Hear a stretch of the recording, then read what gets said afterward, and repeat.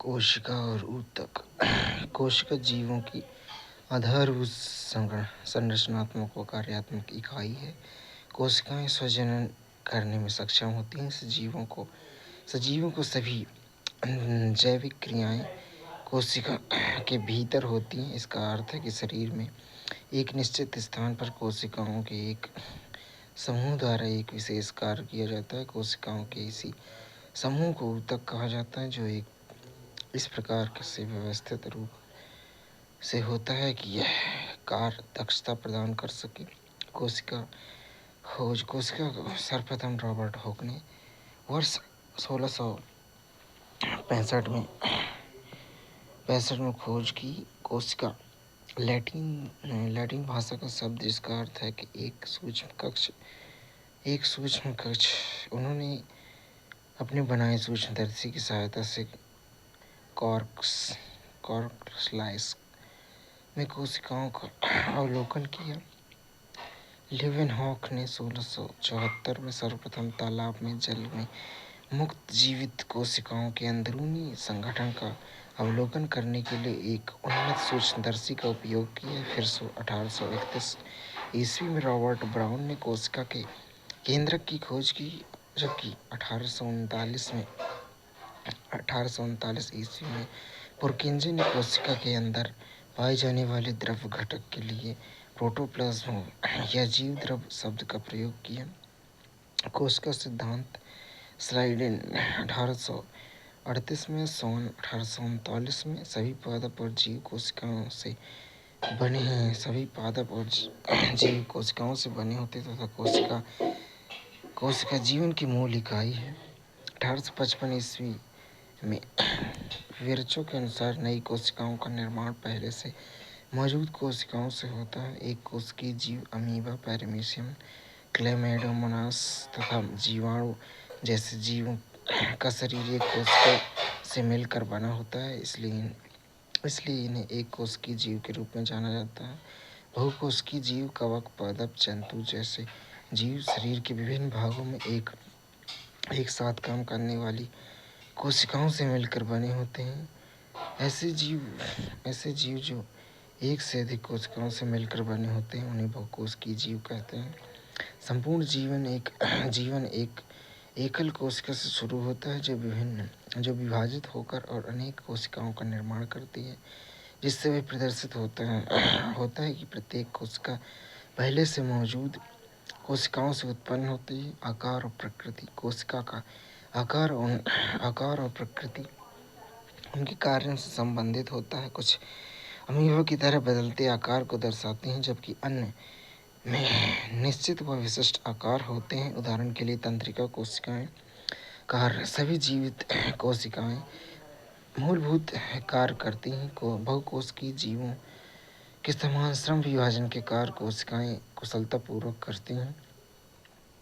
कोशिका का निर्माण विभिन्न घटकों से होता है। जिन्हें कोशिकांग कहते हैं। प्रत्येक कोशिकांग एक विशिष्ट कार्य करता है। ये कोशिकांग सामूहिक रूप से कोशिका की मूल इकाई का निर्माण करते हैं और आश्चर्यजनक रूप से जीवों के सभी प्रकार की कोशिकाओं में एक ही प्रकार के कोशिकांग पाए जाते हैं। कोशिका जीवन की संरचनात्मक और कार्यात्मक इकाई। प्रत्येक जीवित कोशिका में कुछ बुनियादी कार्य करने की क्षमता होती है, जो सभी जीवित जीवों की विशेषता होती है। कोशिका के विभिन्न घटकों को कोशिकांग कहा जाता है। उदाहरण के लिए प्लाज्मा झिल्ली, केंद्रक और कोशिका द्रव।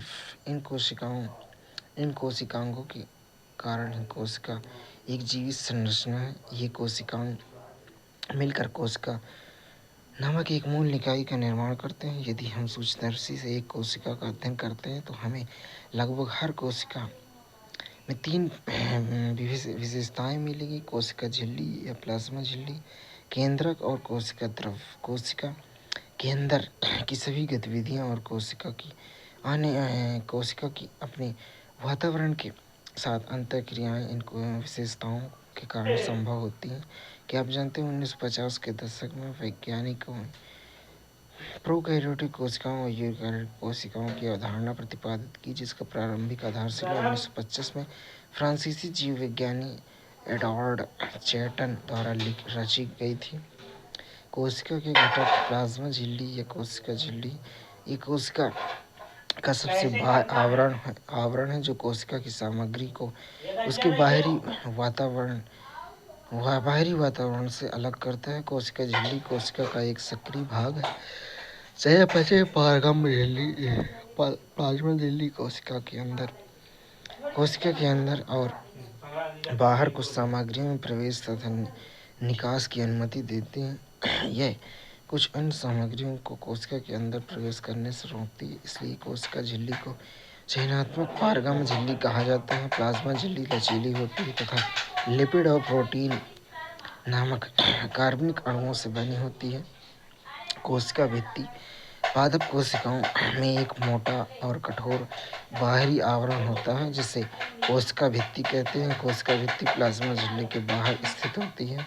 पादप कोशिका भित्ति मुख्यतः सेलुलोज से बनी होती है। सेलुलोज एक जटिल पदार्थ है जो पादपों की संरचनात्मक दृढ़ता प्रदान करता है। केंद्रक 1831 में रॉबर्ट ब्राउन ने कोशिका के केंद्रक की खोज की। केंद्रक के चारों तरफ एक दोहरी परत का आवरण होता है जिसे केंद्रक आवरण कहते हैं। गुणसूत्र केंद्रक में गुणसूत्र उपस्थित होते हैं। गुणसूत्रों में डीएनए डीऑक्सीराइबोन्यूक्लिक एसिड अणुओं के रूप में होता है जो माता पिता की अगली पीढ़ी तक लक्षणों की वंशानुगत जानकारी के स्रोत होते हैं।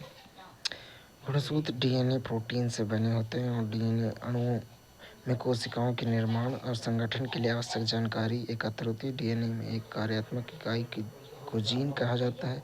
कोशिका प्रजनन के केंद्रक एवं केंद्रीय भूमिका निभाता है। विज्ञान और प्रौद्योगिकी में वर्तमान प्रगति में कोशिका एक अधिक प्रकाश डाला है और इसकी संरचना और कोशिकीय घटकों के बारे में नई खोजों के अन्वेषण को प्रोत्साहित किया।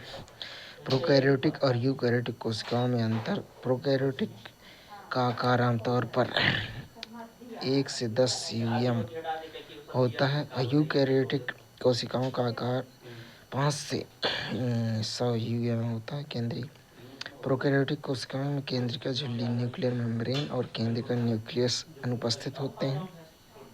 यूकैरियोटिक कोशिका में इसमें केंद्रक झिल्ली और केंद्रिका उपस्थित होते हैं। प्रोकैरियोटिक में गुणसूत्र की संख्या केवल 1 होती है। यूकैरियोटिक में गुणसूत्र 1 से अधिक पाए जाते हैं। प्रोकैरियोटिक में इसमें कोशिका द्रव में झिल्ली युक्त कोशिकाओं जैसे माइटोकॉन्ड्रिया हरित लवक गोल्जी तंत्र आदि अनुपस्थित होते हैं, लेकिन 70 प्रकार के राइबोसोम पाए जाते हैं। यूकैरियोटिक में कोशिका द्रव में झिल्ली बंद कोशिकाएं उपस्थित होती हैं। इसमें 70 और 80 दोनों प्रकार के राइबोसोम 70 और 80 दोनों प्रकार राइबोसोम पाए जाते हैं। प्रोकैरियोटिक में एक प्रकार की कोशिकाओं में जीवाणु तथा नील हरित शैवाल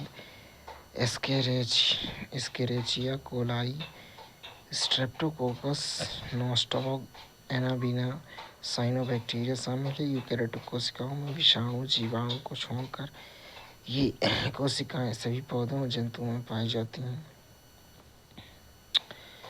क्या आप जानते हैं विषाणुओं में कोई झिल्ली नहीं होती है, इसलिए इनमें जीवन के लक्षण तब तक नहीं दिखते जब तक वे किसी जीवित शरीर में प्रवेश नहीं करते हैं और उसके कोशिका तंत्र का उपयोग करके उनकी संख्या में वृद्धि नहीं करते हैं। कोशिका द्रव प्लाज्मा झिल्ली के अंदर विद्यमान एक तरल पदार्थ है। इसमें कई विशिष्ट कोशिका अंग भी होते हैं। इसमें से प्रत्येक अंग कोशिका के लिए एक विशिष्ट कार्य करता है। कोशिकाओं बड़ी जटिल और कोशिकाओं को अपनी संरचना तथा कार्य को नियंत्रण करने के लिए कई रासायनिक गतिविधियों की आवश्यकता होती है। इन गतिविधियों को एक दूसरे से अलग रखने के लिए ये कोशिकाएं अपने भीतर झिल्ली बद्ध अंगकों का उपयोग करती हैं। कोशिकाओं के महत्वपूर्ण उदाहरण में अंतः प्रद्रव्य जेलिका गोल्जी का लाइसोसोम माइटोकॉन्ड्रिया